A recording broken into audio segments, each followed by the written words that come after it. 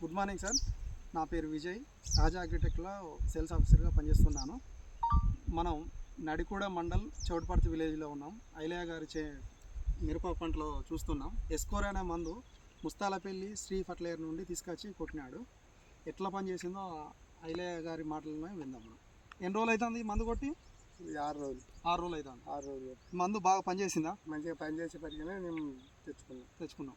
ఇప్పుడు మాకు ఫోన్ చేసి పిలిపించారు. మళ్ళీ కంపెనీ వాళ్ళు ఎవరు ఈ కంపెనీ ఆఫీసర్ రావాలి ఇక్కడ 6 రోజులకే డిక్లేర్ కనిపించింది.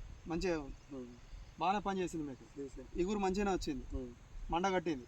మండ పెట్టిందనే నేను మళ్ళీ మందులు తెచ్చుకోవాలి. ఇప్పుడు మీ పక్క పంట రైతులకు కూడా చెప్తా ఆయన అక్కడ తీసుకుపోయింది సార్. అక్కడ మంచి ఆ చెట్లు ఆయన తీసుకుపోయింది. ఆయన కూడా తీసుకుపోయింది. ఈ మందు వాడవచ్చు. బోయిన్ సమిరెడ్డి తీసుకుపోయింది. మిరప తోటకు అయితే మంచిగా పనిచేస్తుంది. మంచిగా పనిచేస్తుంది. మండ కడుతుంది. పని చేసింది. ఎవరైనా కొట్టుకోవచ్చు. మిరప రైతులు కొట్టుకోవచ్చు. మీరు చెప్తారా మరి పక్క పంట రైతులకు కూడా? చెప్తాం. మా తోటను చూసిందంటే అడుగుతారు. అడిగితే నీకు డబ్బా చూపెడతా వీటి పేరు రాదు కావచ్చు.